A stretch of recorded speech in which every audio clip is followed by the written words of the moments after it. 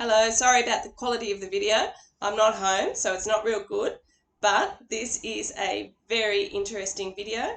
It's about sex in Australia today and who has it? Does anybody in Australia have a sex anymore? The story starts last year when the Lesbian Action Group booked an event for lesbians at the Victorian Pride Centre on International Lesbian Day. All good so far. Lesbians arranging an event at a government-funded LGB and TQ+ venue to celebrate International Lesbian Day. Perfect. Well, the Pride Centre didn't think so, and they rejected the booking. They rejected it because it would exclude men who claim they have the gender identity of woman and the sexuality of lesbian. That's right. The Pride Centre didn't want men to be excluded from a lesbian-only event.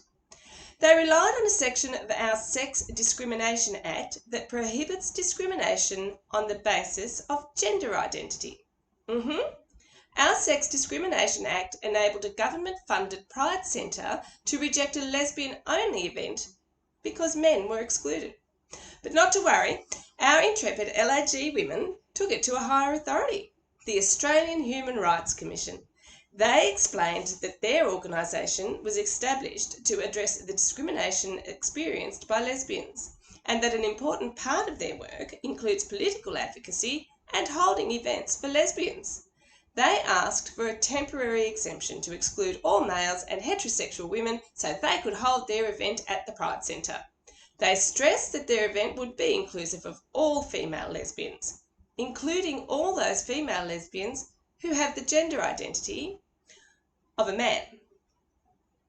So they would not be discriminating on the basis of gender identity.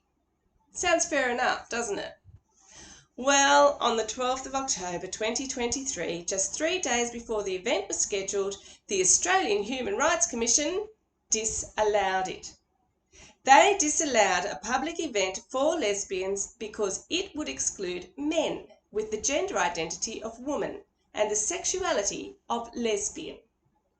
One of the issues the HRC had was that LAG wanted to hold their event in public and advertise it to lesbians outside of their own group, and the Commission couldn't allow that.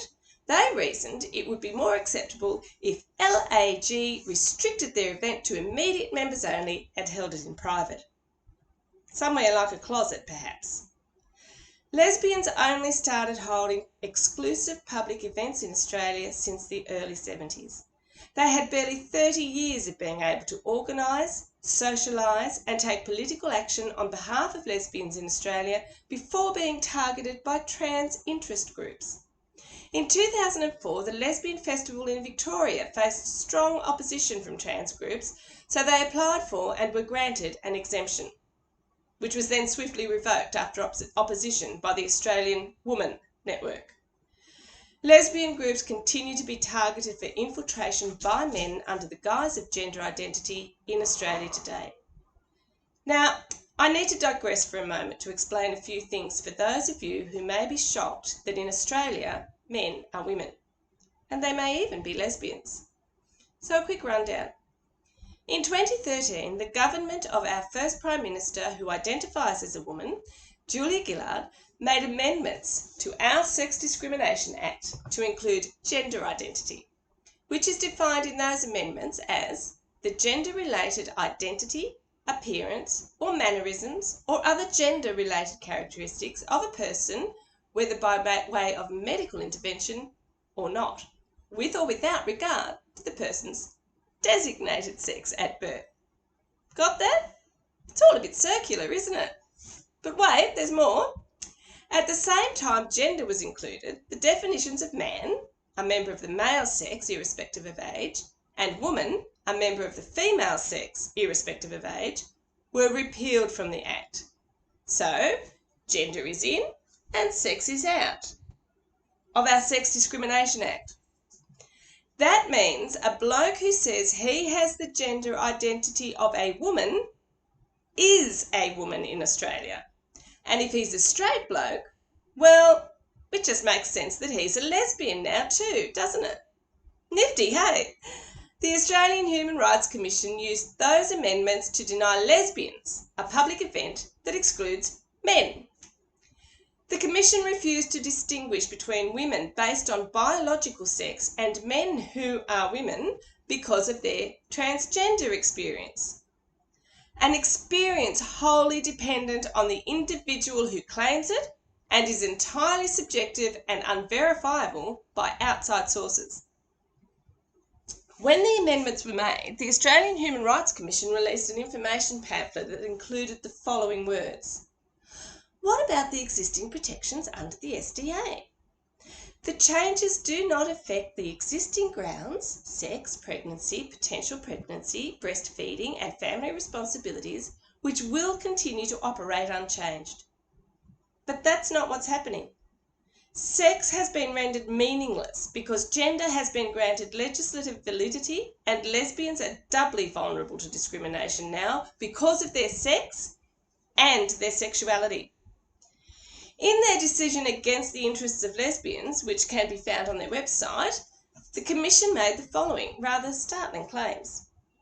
The Commissioner submits that the word sex is not a biological concept referring to whether a person at birth had female or male physical traits. Nor is it a binary concept limited to the male and female sex. Sex can refer to a person being male, female, or any other non-binary state. It is also broad enough to encompass the idea that a person's sex can be changed. It would be comical if it wasn't so frightening. But the brilliant women at the Lesbian Action Group are not willing to accept the reality of sex being denied in favour of the nebulous concept of gender in Australia. They're continuing the fight for all Australians because the nullification of sex in Australia affects us all to some degree, and those most affected are the ones taking the fight to the government. If this decision is allowed to stand, it will be clear that men have all the rights in Australia, and no woman will ever be confident that there is anywhere they can be that men can't follow. If anybody thinks it can all be solved by women forming private clubs and associations and holding events in private rather than public to exclude men, you need to understand that we should all have the right to free association in public. There is also the very real probability that it would be no solution at all, and that men would object to the membership rules of private associations that exclude them, and they would then force entry by legal means. The harassment of women would not end at the front door of a private dwelling. Hounding lesbians back into the closet is not the solution. The Lesbian Action Group has appealed the decision by the Human Rights Commission on the grounds that it is biased, unreasonable and irrational. Any unbiased, reasonable and rational person would agree. In the words of Barrister Lee Howard, the AHRC's decision appears to establish that impermissible hierarchy of protected attributes that places the protection of gender identity above protection of sex and sex orientation. Their appeal is being heard on September the 2nd and 3rd. Show your support for the brave and unstoppable women of the Lesbian Action Group by turning up on the day at 15 William Street, Melbourne, or tuning into Tribunal Tweets. Australia needs them to win. I've put some links in the description that have more information about this unbelievable assault on biological sex in Australia. We need to repeal the Gillard Amendments and put sex back into the Sex Discrimination Act. Repeal the Gillard Amendments. I'd love to hear from Julia on this one.